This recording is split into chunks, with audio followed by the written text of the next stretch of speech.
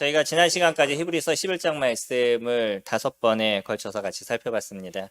11장 말씀을 통해서 믿음의 삶이 무엇인지에 대해서 저희가 생각을 해보게 됐고요.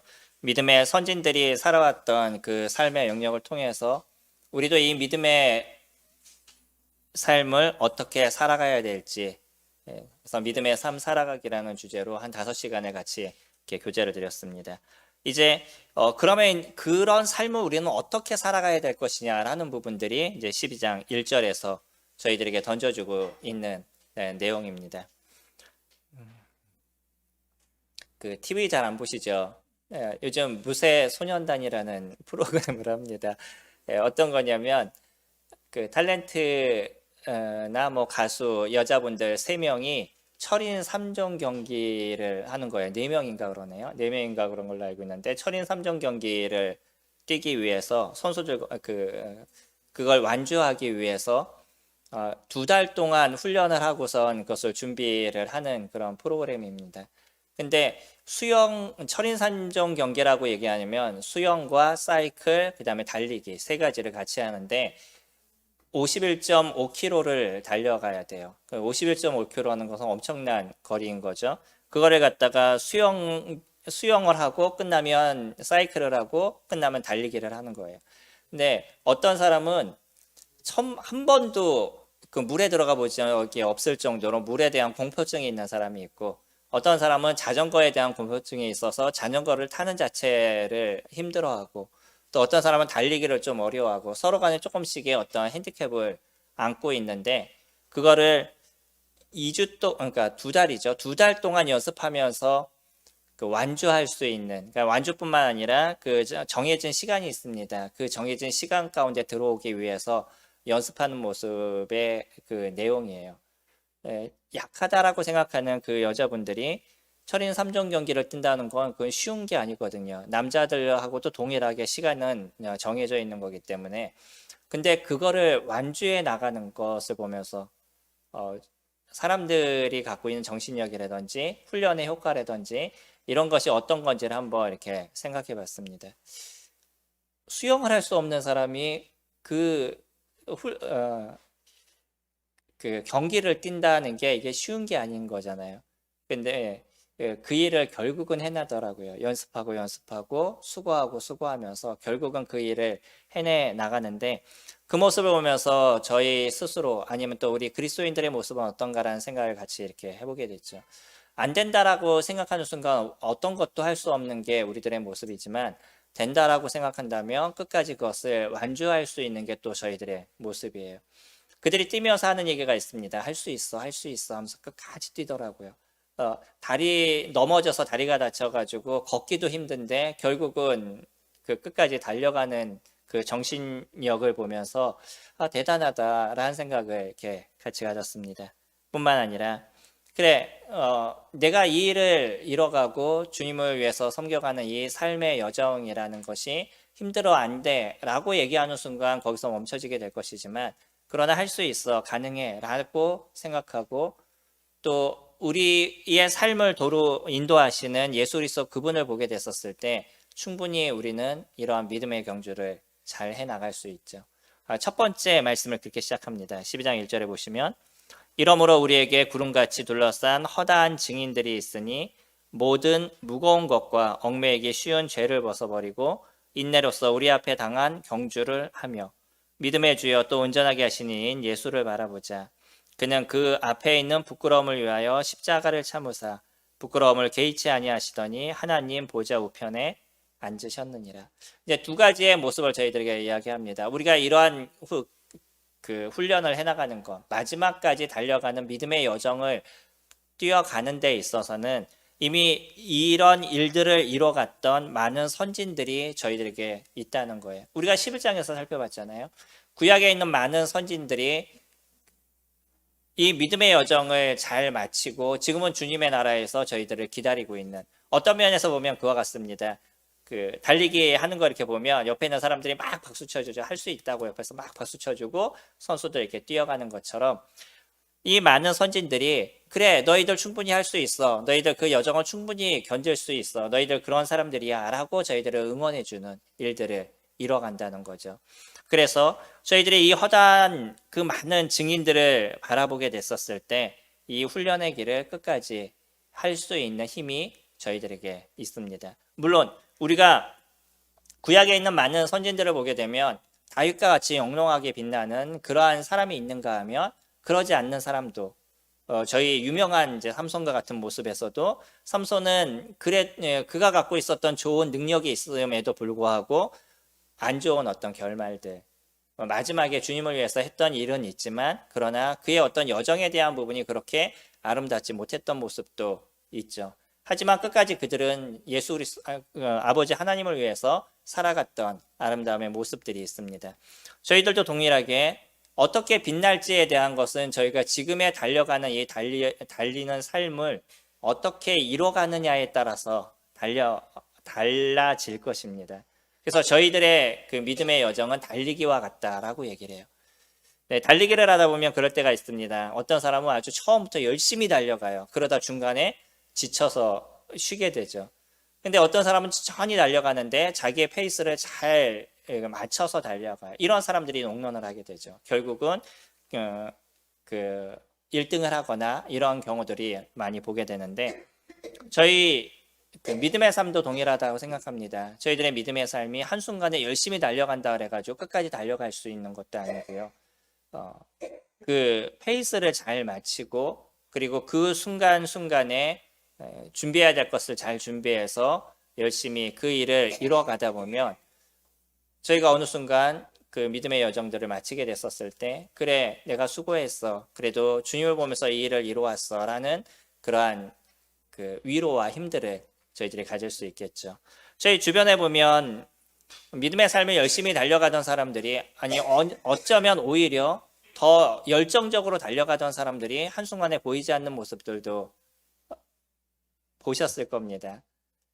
왜 저들은 저렇게 주님을 위해서 살아간다라고 얘기하다가 어느 순간에 보이지 않을까라는 생각들을 저희들이 가지게 되는데 그런 것입니다. 저희들의 믿음의 삶이 한순간에 열심히 뛴다고 그것이 전부는 아니라는 거예요. 그것을 끝까지 이뤄갈 수 있는 지구력, 인내. 그래서 믿음의 삶에서 꼭 필요한 하나의 덕목 중에 하나가 뭐냐면 그것은 인내인 거죠. 참을 수 있고 견딜 수 있는 것들.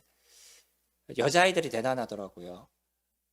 그 다리를 끌면서도 할 수 있어 하면서 끝까지 달려가는 모습이었는데 참 많은 생각을 해보게 되는 모습이었습니다. 저희들도 어렵다라고 얘기하고 힘들다라고 얘기했었을 땐 그 믿음의 삶이 거기서 멈춰지게 되거나 아니면 잠깐 서 있거나 뒤를 돌아보거나 이런 모습을 가져가게 될 것이지만 그러나 달려갔던 선진들에 대해서 저희가 구약을 통해서 다시 한번 교훈을 얻고 말씀을 보면서 그들이 살아갔던 삶에서 어떻게 그 일을 이뤄갔는지에 대해서 살펴보고 또 우리가 그러면 얻어야 될 유익이 무엇인지에 대해서 다시 한번 보게 되면 우린 꾸준히 그 일들을 이뤄갈 수 있는 거예요. 근데 이 일을 이뤄가는 데 있어서 하지 말아야 될 것을 또 얘기를 하시죠. 그게 12장 1절에서 뭐라고 말씀하시냐면 모든 무거운 것과 얽매이기 쉬운 죄를 벗어버리고 라고 얘기를 하고 있어요. 달리기 하시는 거 보시잖아요. 달리기 하는 사람들이 손에 무엇인가를 막 이만큼씩 들고 뛰는 거 보셨나요?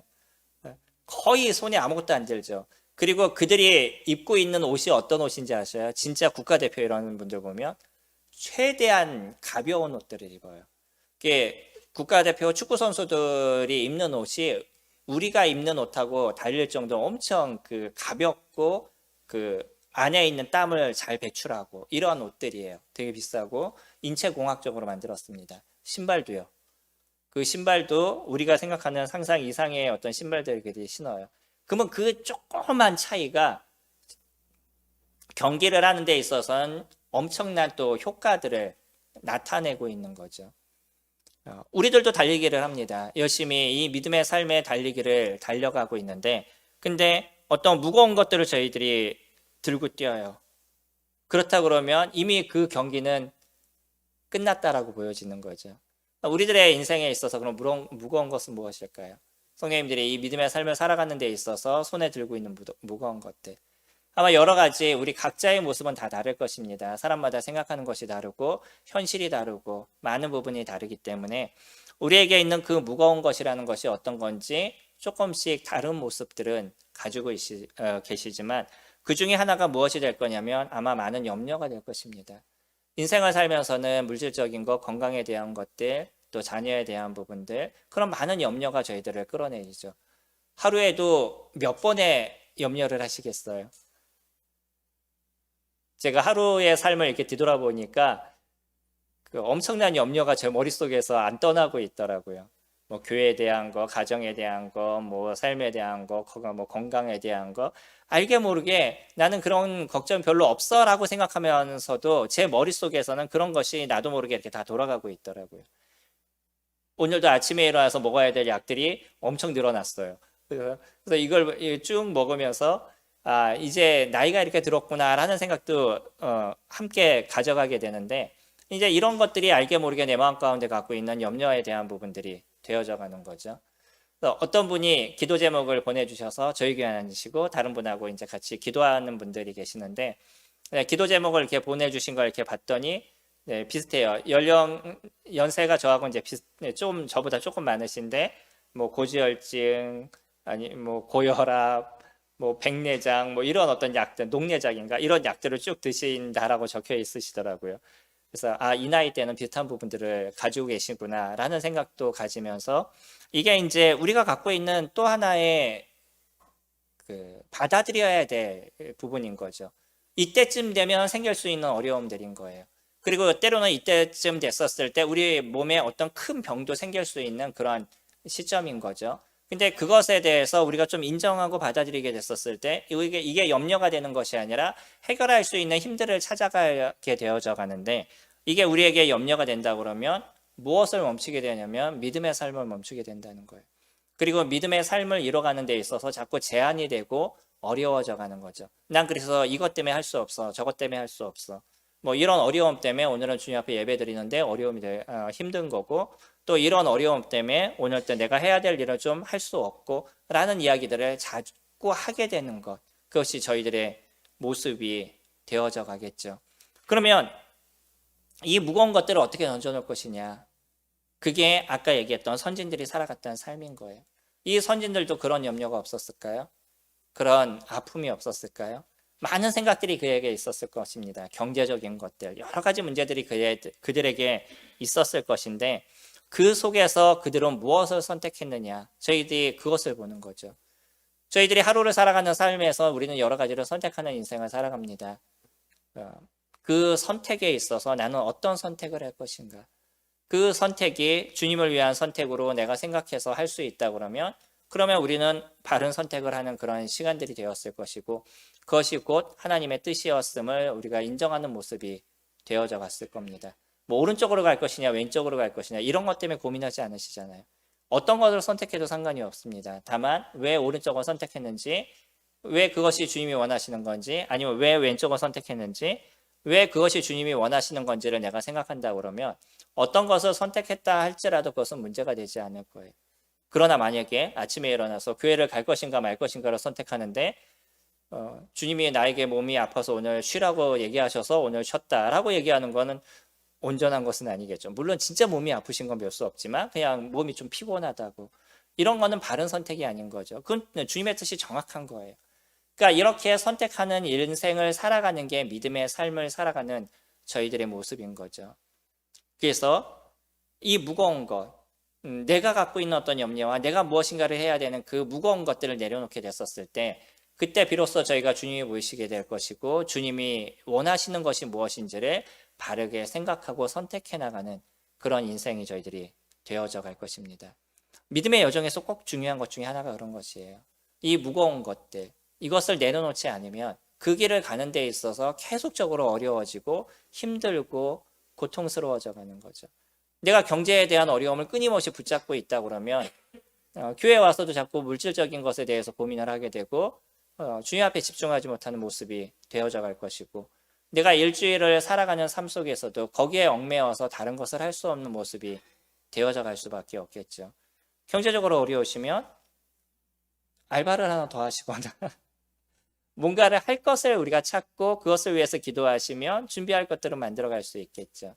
근데 그런 걱정보다는 그런 어떤 해나가야 될 일들보다는 그냥 걱정이 먼저 되고, 그래서 제일 먼저 포기하는 게 뭐냐면 성경을 읽는 것, 말씀을 보는 것, 아니 주님 앞에 기도하는 것, 아니면 성도와의 시간을 보내는 것, 이런 것들을 다 포기하고 이런 것들을 제일 먼저 포기해 나가다 보니까 무슨 문제가 생기냐면 믿음의 구멍들이 자꾸 나기 시작하는 거죠. 일주일에 한 번만 주일 말씀 안 들어보셔요. 어떠셔요? 들어보신 적 있으시나요? 저는 거의 그런 경험이 없어서 사실 정확하게는 잘 모릅니다. 제가 일주일에 한 번 예배를 빠져본 적이 거의 없었기 때문에 그런 경험에 대한 것은 제가 그렇게 많지는 않아요. 근데 한 주나 2주, 조금 길게 한 달 정도 주일에 예배를 참석하지 않으시거나 말씀을 듣지 않으시면 어떠실 것 같아요? 나는 아무런 문제가 없는 것 같은데 옆에서 보면요, 영적으로 떨어져 있는 게 보여요. 그러지 않으시나요? 성도님들이 몇 주 정도 참석하지 않으신 분들을 이렇게 나중에 뵈면 무엇인가 영적인 것에 있어서 생각이 변해 있다라는 것이 보여져요. 예전에 갖고 있던 생각하고 틀려져 있다는 거죠. 나는 잘 몰라요. 근데 내가 그 노선에서 벗어나 있으니까 자기는 모르는데 옆에 있는 사람들은 그런 것이 보이게 되는 거죠. 왜 주님이 저희들에게 있어서 최소 일주일에 한 번 주님 앞에서 예배를 드리고 또 일주일에 2번 수요일 날도 예배를 드리라고 주님께서 얘기하시느냐? 저희가 짧으면 짧을수록 이 노선에서 벗어나는 것이 덜해져 가기 때문인 거예요. 또 이것이 길어지면 길어질수록 나의 어떤 영적인 상태를 내 스스로가 살펴보거나 볼 수 있는 그런 힘이 나에게 있어서 적어져 간다는 거죠. 나는 잘 몰라요. 근데 많은 시간이 지나고 났었을 때 내가 얼만큼 벗어났는지를 보이게 되는 거죠. 수영을 하는데 그 정해져 있는 네모난 칸을 이렇게 돌아야 돼요. 그러니까 그게 이제 바다에서 수영하는 건데 거기에 부표가 이렇게 4개가 돼 있어요. 그래서 4개를 따라서 이렇게 돌아야 됩니다. 근데 이렇게 바다에서 수영 안 해보셨죠? 바다에서 이렇게 수영을 하다 보면 물이 흐르잖아요. 그러니까 나도 모르게 흘러가게 되어져 있어요.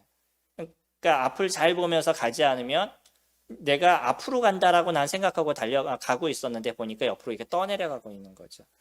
한강에서 연습하는 걸 봤더니 앞으로 그분은 수영에 갔는데 나중에 보니까 이만큼 차이가 나더라고요. 자기도 잘 몰라요. 그냥 자기는 열심히 수영을 했는데 고개를 들어보니까 이미 멀리 벗어나 있는 걸 경험을 하더라고요. 그게 이제 우리들의 신앙의 모습과 비슷한 모습인 겁니다. 나는 그냥 앞으로 열심히 가고 있다라고 생각했는데 노선이 틀려지다 보니까 많은 부분에 있어서 벗어나 있는 자신을 발견하게 되는 거죠. 그렇기 때문에 우리에게 갖고 있었던 무거운 것들, 그것이 무엇인지를 기억하시고 성도님들마다 생각하시는 것들이 다르시잖아요. 한번 고민해 보시고 그 무거운 것을 어떻게 던져놔야 될지. 2번째는 무엇을 얘기하시냐면 얽매이기 쉬운 죄라고 이야기하고 있습니다. 우리들의 인생을 살아가면서 이 죄가 얼마만큼 저희들을 끌어내리는 일들이 많아요. 거기에 얽매이게 되는 것들이 많이 있죠. 그리고 이 죄는 분명하게 우리를 끌어내리는 일들을 이뤄가요. 우리의 양심의 가책을 느끼게 만들고 그 일을 하지 못하게 만들고, 그래 네가 일주일을 이렇게 살았는데 어떻게 주일날 나가서 감사를 드려? 네가 어떻게 그런 모습으로 크리스찬이라고 얘기할 수 있어? 라고 얘기하면서 끊임없이 우리들의 죄책감을 만들어 놓고 우리가 이 일을 할 수 없도록 주님 앞에 나아가는 이 믿음의 삶을 살아갈 수 없도록 만들어가는 것이 죄가 하는 일인 거죠. 그리고 또 우리가 죄를 짓는 모습이 되면 나는 괜찮아 라고 생각해도 나도 모르게 거기에서 내 삶에 얽매여져 버리는, 달려가는데 너무 힘들고 어려워져 버리는 이런 문제가 발생하게 되고요. 불평이나 불만들, 결국 저희들이 이런 것도 죄의 모습이잖아요. 내적인 죄에 대한 모습인데 이런 것이 커지게 되면 성도들에 대해서 어렵게 얘기하고 교회에 대해서 어렵게 얘기하고 또 주님 어떤 삶에 대해서 얘기할 때 무슨 문제만 생기면 하나님께 주님 왜 저에게 이렇게 하세요? 라고 하나님께 얘기하는 이런 일들이 끊임없이 발생할 수밖에 없는 거죠. 죄는 저희들을 얽매이게 만들어요. 이 달리는 데에 대해 있어서 저희들을 힘들게 만드는 것, 이게 죄가 저희들 가운데 하는 모습인 거죠. 우리들 내적에서 일어나는 것들 뿐만 아니라 외적에서 우리를 끌어내는 이런 많은 일들이 우리로 하여금 신앙의 삶을 살아가는 데 있어서 힘들게 만들기 때문에 우리는 이런 것들을 걷어내는 인생을 살아가는 거잖아요. 주님을 믿고 나서. 농사를 지신 분들은 그 땅을 개간할 때 그렇게 하시죠. 처음에 돌밭이었던 땅을 개간할 때 큰 돌부터 뽑아내시잖아요. 작은 것부터 버리지 않으시죠. 먼저 봐서 제일 큰 것부터 버리시고 점점 작은 것들, 나중에는 아주 조그만 것같이 돌멩이를 다 걷어내서 그래서 땅이 그 옥토가 될 수 있도록 만드시는 거죠. 저희들의 삶도 그런 거라고 생각이 듭니다. 저희가 주님을 믿게 됐었을 때 가장 해결해야 될 큰 죄들, 나의 어떤 습성 중에서 여전히 죄 가운데 있었던 그런 습성들, 그런 큰 것들부터 하나씩 제거해 나가고 점점 작은 걸로 제거해 나가는 그런 인생을 저희가 살아가죠. 그래서 믿음 안에서 저희가 온전하게 있고 내가 믿음 안에 바르게 서 있습니다 라고 얘기했었을 때 조그만 죄에 대해서도 민감한 모습을 저희들이 가져가게 되고요. 그런 걸로 인해서 주님 앞에 내려놓고 기도하는 그러한 삶이 저희들에게 되어져 가서 그렇게 나를 얽매이게 하는 이 많은 것들을 던져놓게 되면 여전히 열심히 주님을 향해서 이 믿음의 삶을 살아가고 또 주변에 있는 사람들에게 의를 드러내고 하나님을 드러내는 그러한 삶을 저희가 살아갈 수 있는 거죠. 이 일을 위해서 주변에 많은 허다한 증인들이 이미 있었던 많은 선진들이 저희들을 응원해주고 있습니다. 성령님들이 지금까지 달려왔던 그 삶에 대해서 이분들은 충분하게 칭찬해주고 있어요. 지금까지 잘해왔다라고 얘기해 주시고 옆에서 그래 조금만 힘내, 조금만 더 달려가자라고 이야기를 해주시는 거죠. 한 분이 아직은 이제 이분들이 선수가 아니고 또 그만큼의 훈련이 되지 않은 분들이니까 선수들이 옆에서 붙어서 이들을 도와줍니다. 근데 옆에 서서 계속 하는 얘기가 있어요. 그래 여기까지 절았어요. 조금만 더 힘냅시다. 조금만 더 달려갑시다. 라고 얘기하면서 끝까지 완주하도록 그 도와주는 옆에 있는 사람들이 있더라고요. 그랬더니 아무 훈련도 되지 않았던 이분들이 한 2달 정도 되니까 완주할 수 있는 능력까지 배양하는 것을 보았습니다. 저희들에게도 이러한 저희들 옆에서 응원해주고 칭찬해주는 이런 많은 분들이 저희들에게 있습니다. 이분들의 수고들, 이분들이 해왔던 역사들을 저희들이 같이 살펴보시고 그래서 거기에서 힘을 얻으시고 그 믿음의 이 여정을 열심히 달려가는 저희들이 되었으면 좋겠습니다. 두 번째로는요. 저희 2절에 보시면 믿음의 주여 또 온전하게 하시는 이인 예수를 바라보자. 저희가 이 믿음의 여정을 달려가는 데 있어서 절대 빼놓지 못하는 것, 그것이 예수 그리스도 그분을 저희들이 바라보는 거죠. 믿음의 여정이기 때문에 당연히 누구를 보는 모습이 되어야 되냐면 믿음의 주가 되시는 예수 그리스도 그분을 저희들이 보는 인생이 되어져 가야 되는 거죠. 그래서 그분을 바라보게 됐을 때 그분은 저희들을 온전케 하시는 분이다 라고 얘기를 하셔요. 우리들의 삶을 바르게 만들어주시고 우리가 이 여정을 끊임없이 달려갈 수 있도록 도우시는 힘을 주시는 그분이 예수 그리스도 그분이신 거죠. 그래서 조금의 어떤 마음의 어려움, 때로는 걱정, 때로는 힘든 일들, 또 죄로 인해서 그 죄책감이 들고 이런 일들이 있을 때 어디로 나아가셔야 되냐면 십자가 앞에 나아가시는 저희들의 모습이 되어야 되겠죠. 그곳에서 예수 그리스도 그분이 짊어지셨던 그 십자가의 무게, 왜 그분은 그와 같은 일들을 이루셨는지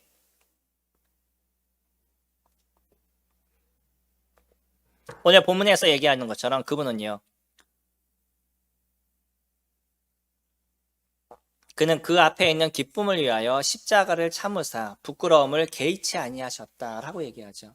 하나님의 아들이신 그 예수 그리스도가 자신이 만든 그 피조물에 의해서 십자가에 달리셨을 때 인간이라고 그랬으면 얼마나 많은 부끄러움이 있었겠어요. 얼마나 힘드시고 어려우시겠어요. 근데 이 부끄러움을 개의치 않으셨다라고 얘기해요. 무엇 때문에 그러셨냐면 그 앞에 있는 기쁨 때문에 그것을 개의치 않으셨다라고 얘기하죠. 저희들도 이 믿음의 여정을 달려갈 때 때로는 주변에 있는 사람들을 통해서 많은 또 부끄러움을 당하는 일들도 있으실 수 있고요. 또 주변에 있는 사람들로 인해서 조금의 어려움을 당하는 부분들도 있으실 수 있을 겁니다. 근데 이런 부분보다 더 중요한 건 뭐냐면 그 앞에 있는 기쁨인 거죠. 우리가 예수 그리스도 그분을 다시 만날 기쁨. 그것이 오늘 하루를 믿음의 그 여정을 달려갈 수 있는 힘이 되는 것이고, 오늘 하루를 살아갈 수 있는 또 하나의 힘이 저희들에게 되어져 가는 거죠. 우리들의 인생은 좋을 때가 있고 안 좋을 때가 있을 겁니다.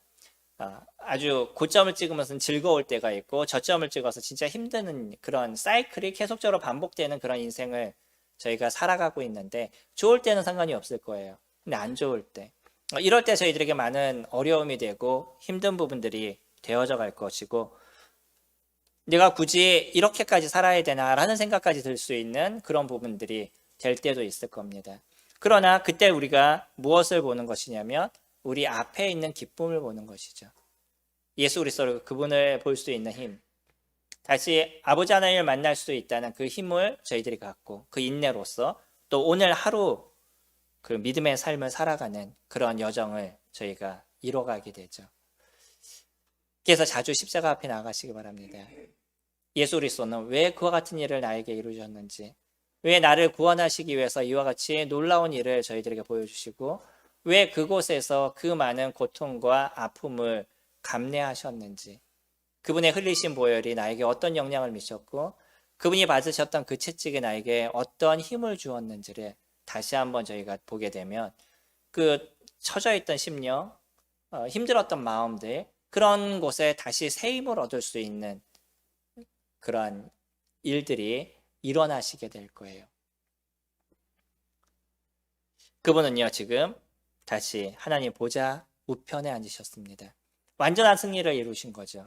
십자가의 죽으심은 진짜 창피한 것이고 불편한 것이고 힘든 것이고 고통스러운 것이었지만, 그것을 참으시고 인내하심으로 인해서 지금 하나님 우편에 앉으셔서 다시 우리를 만날 그때를 기다리시고 우리를 위해서 기도하시는 일들을 그분은 이뤄가고 계십니다.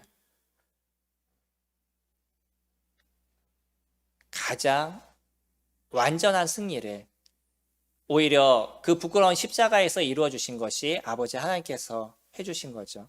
우리가 달려가는 그 여정 속에서 우리도 그 가운데 나타나는 어려움과 힘든 모습들이 있을 겁니다. 그러나 그 힘든 것을 이겨가고 그 어려운 것들을 저희들이 이겨갔었을 때 오히려 그것이 하나님께서 저희들에게 주시는 놀라움의 상이 될 것이고요. 오히려 그것이 우리를 위로하시는 주님의 손길이 되어져 가실 거예요. 그래서 당장 앞에 있는 것들, 그것이 우리에게 부끄러운 것이 아니라 오히려 이런 것을 통해서 주님께서 주시는 놀라움의 은혜가 저희들에게 있게 될 겁니다. 이것을 시편 기자는 훈련이라는 표현을 썼었어요. 물론 오늘 우리 본문을 보면 뭐라고 나오냐면 징계라는 단어로 나오죠. 징계라는 단어가 파이데이아라는 헬라어를 사용하게 되는데, 매로 때리다 이런 의미에서 파생이 됐었습니다. 다시 얘기하면 우리는 징계라고 얘기하니까 어떤 느낌이 드세요? 교회에서 내는 징계 이런 거 생각하게 되지 않으셔요? 네, 이렇게 되니까 징계라는 표현이 조금 부담스럽게 저희가 다가오게 되는데, 여기에서 얘기하는 징계의 뜻은 무엇이냐면 훈계, 교육, 이와 같은 뜻인 겁니다. 그런 것이 같이 이제 섞여져 있는 거예요. 그렇게 번역이 되는 단어인 거예요. 그러니까 오늘의 내용에서는요, 무엇이 더 중요한 것이냐면 우리를 훈련시키는 그 훈련이라는 것을 이야기하고 계셔요. 부모님들이 훈육을 하시잖아요. 부모님들이 하시는 그 훈육은 온전하지 않을 수도 있죠. 그래서요, 9절에 보시면 또 우리 육신의 아버지가 우리를 징계하여도 공경하였거늘 하물며 모든 영의 아버지께 더욱 복종하며 살려 하지 않겠느냐. 그들은 잠시 자기의 뜻대로 우리를 징계하였거니와 오직 하나님은 우리의 유익을 위하여 그의 거룩하심에 참여하게 하시느니라. 부모님들이 아이들을 훈육하실 때 언제나 아이들을 위해서만 훈육하시겠어요? 어떠셔요? 부모님의 입장에서 우리 아이들을 훈육하실 때 어떠셨어요? 항상 할 때는 너를 위해서 하는 거야 라고 얘기하는데, 혼내다 보면 나중에 어떻게 혼내게 돼요? 내 감정에 못 참아가지고서는 오라고 그랬는데 오지 않아. 그럼 처음에는 문제를 갖고 그 아이가 물을 쏟거나 뭔가 하지 말라는 일을 했어가지고 그것 때문에 훈육을 시작했는데 나중에는 아빠 말 안 듣는다는 거. 그것 때문에 더 화가 나서 훈육을 하죠. 그래서 오늘 말씀에도 그런 표현을 잠깐 쓰고 있습니다. 그들은 잠시 자기의 뜻대로 우리를 훈육하였거니와 라고 얘기를 하죠. 물론 여기에는 좋은 의미도 같이 있습니다. 아빠의 입장에서 아이를 바르게 훈육하기 위한 것도 같이 들어있는 것이지만 안 좋게 얘기한다 그러면 이 의미 속에서는 아이들을 훈육할 때 온전하지 않은 모습으로도 훈육을 한다는 거죠. 이것이 부모들이 하는, 자녀를 위해서 하는 모습이다라고 얘기를 해요. 그러니까 부모들은 최소 육신의 부모들은 자녀가 잘 되게 하기 위해서 훈육을 한다는 거예요. 만약에 이렇게 자녀를 위해서 훈육을 하지 않는 부모라고 그러면 오히려 그 부모가 잘못됐다라고 얘기를 하죠. 8절에 징계는 다 받는 것이거늘 너희에게 없으면 사생자요 친아들이 아니니라 라고 얘기하죠. 내 아들이 아니면은 괜히 그 아이를 훈육했다가 문제가 생기면 안 되니까 훈육을 하지 않잖아요. 근데 제 아들을 훈육하는 이유는 뭐냐면 우리 아이들이 조금 더 바른 길을 가기 위해서, 더 좋은 모습이 되게 하기 위해서, 그러기 위해서 우리가 훈육을 하는 것처럼 하나님께서도요, 우리가 온전한 길을 가게 하기 위해서 저희들을 훈육하시고 저희들을 양육하시고 때로는 채찍질하시고 이와 같은 일들을 이루어 가신다는 거예요. 만약에 성도님들의 삶에 아무런 문제가 없고요, 성도님 삶에 지금까지 주님을 믿고 저희까지 살아왔는데 아무런 고통과 어려움 없이 살아오셨다라고 얘기하신다 그러면 그거는 분명히 주님의 자녀가 아니실 겁니다. 최소 주님은요, 우리 애가 갖고 있는 죄성에 대해서 그것을 벗어놓도록 만들어 가시고요, 우리가 잘못된 습관이 있는 것을 벗어가도록 만들어 가시는 것, 그것이 하나님께서 저희들에게 하시는 일들이에요.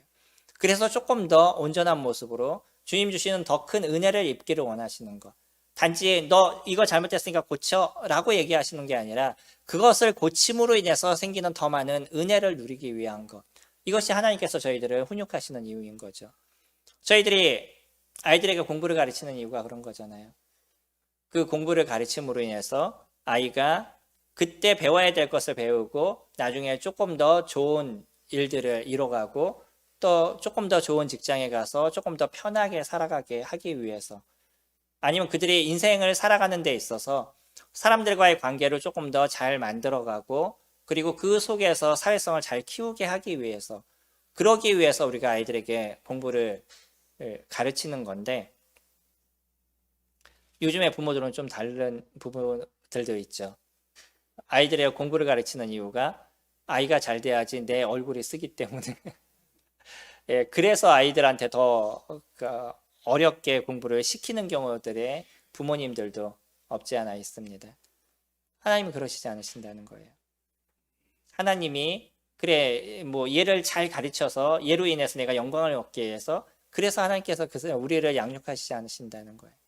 우리를 양육하시는 가장 큰 이유는 그를 바르게 만들어가면 통해서 그가 얻을 축복이 너무나 많기 때문에, 그가 이 믿음의 여정을 잘 달려감으로 인해서 그 속에서 주님께서 베푸실 은혜가 너무나 많기 때문에 그것을 주기 위함이신 거죠.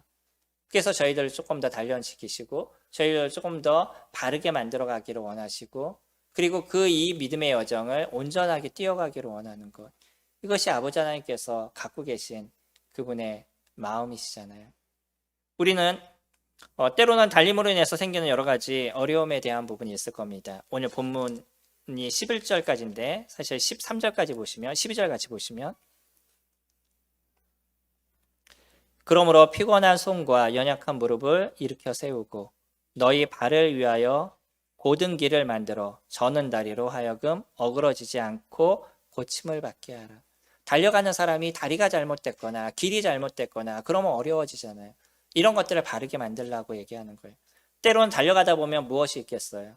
피곤한 부분이 있을 수 있죠. 그래서 피곤한 손과, 달리다 보면 무릎이 잘 움직이지도 않을 거잖아요. 이 연약한 무릎, 그것을 일으켜 세움으로 인해서 이 바르게 자기의 여정을 달려가라 라고 얘기하고 계셔요.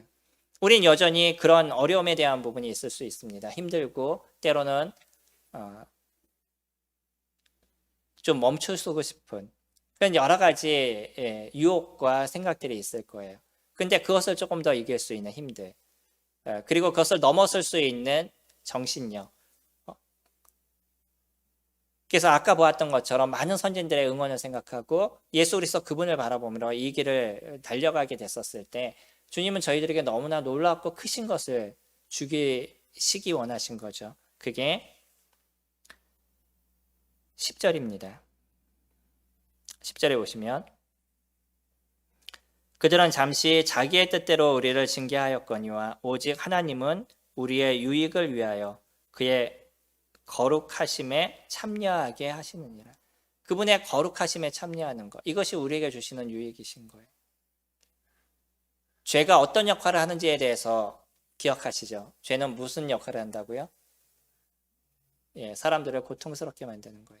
자기를 고통스럽게 만들고 주변에 있는 사람들을 고통스럽게 만들어서 죄가 딱 발생하는 순간에 누구는 거기에 대한 고통을 받아야 되는 거예요. 죄에 대한 값은 사망이라고 얘기를 했죠. 바울도 사망아 너의 쏘는 것이 어딨냐라는 표현을 쓰면서 사망이 갖고 있는 고통과 아픔이 무엇인지에 대해서 얘기를 해요. 그러나 그리스도인은 그 사망을 이긴 자죠.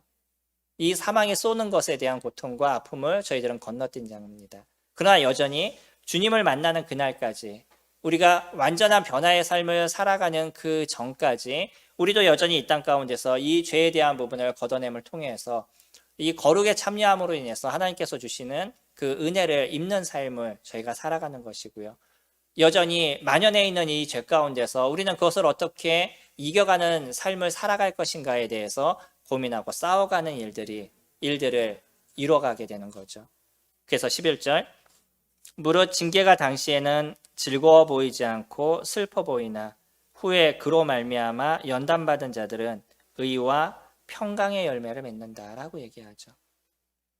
저희가 이 인내로서 이 일을 이뤄가게 됐었을 때 하나님의 그 의로우심, 평강, 우리 내면 가운데 주시는 주님의 진정한 쉼과 안식들, 이것을 맺어가는 삶을 저희가 살아가게 돼요.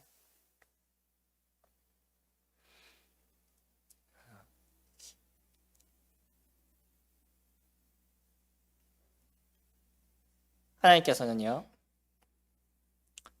때로는 우리를 꾸짖으시고 때로는 징계하시는 일들, 또 이런 것을 통해서 저희들이 조금 더 바르게 온전한 모습이 되게 하시고 하나님께서 저희에게 주시기 원하시는 그 아름다움을 취하시기를 원하는 것, 이것이 주님의 마음이신 거죠. 어떤 분들 중에 한 회사의 CEO인데 이분이 젊은 CEO 중에 유명한 사람이었습니다. 그 젊은 나이에 억만장자가 된 분이신데, 그분의 이름이 사라 블레이를리라는 분인데 이분하고의 어떤 인터뷰를 했었어요. 그래서 사람들이 물어보기를, 아니 어떻게 그 젊은 나이에 그렇게 성공할 수 있습니까? 라고 물어봤더니 이분이 이제 대답한 것이, 저는 제가 지금 이 자리에 있었던 것은 저희 부모님의 훈육 때문이었습니다. 우리 우리 아버지의 교육 때문이었습니다. 라고 얘기해요. 그리고 그 교육이 어느 거였냐면 밥 먹을 때마다 하는 얘기였대요. 저녁 식사할 때 물어보는 게 뭐냐면, 오늘 너 무슨 실수를 했니? 무슨 실패를 했니? 라고 물어본대요. 그럼 아빠 자전거를 타다 자전거에서 넘어졌어요. 그래 잘했다. 다시 일어나서 갔어요. 그래 잘했다. 그러니까 실수를 했다, 어떤 실수를 했는지, 어떤 실패를 했는지를 물어본다는 거예요. 우리나라 분들은요, 뭐 잘못했어요. 잘못하면 먼저 홈부터 놔야 되죠. 그러면 우리나라가 갖고 있는 교육은 실패를 하면 이미 낙오자가 된다는 생각을 가져요.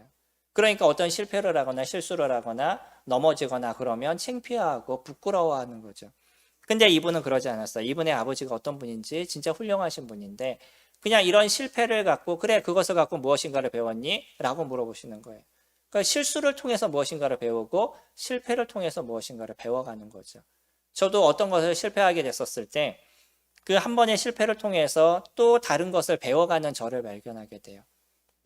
실패를 두려워하는 모습이 저에게 있습니다. 왜냐하면 저도 그런 교육을 받으면서 커왔기 때문인 거예요.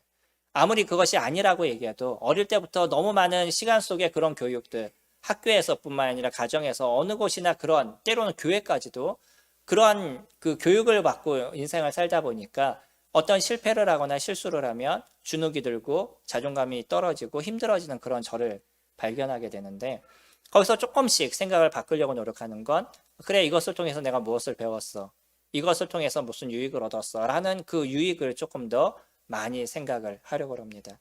그러면서 변화가 일어났었어요. 저 자신에게도 많은 변화가 일어났고, 지금도 힘든 어떤 여러 가지 일들이 있을 때, 실패했던 일들이 있을 때 그것 때문에 부끄러워하기보다, 그래, 이것을 통해서 내가 배운 이런 것이 있었어, 다음에는 이러지 말아야지 라고 주님 앞에 기도하고, 그리고 또 다시 오늘의 그 발걸음을 뛰는 일들을 이뤄가고 있습니다. 이것이 우리를 발전시키고 변화시키는 거예요. 모세도 그렇잖아요. 모세가 40년 동안에 이집트에서 교육을 받았습니다. 이집트는 당시에 세계에서 손에 꽂히는 그런 강대국이었어요. 그리고 그들이 갖고 있는 천문학이라든지 전투력이라든지 아니면은 과학이라든지 이런 많은 것들이 발달되어 있는 것이 이집트였습니다. 여기에서 모세가 훈련을 받았어요. 40년 동안. 그는 전쟁에서도 승리하고 많은 그 총망을 받는 그런 사람이었었어요.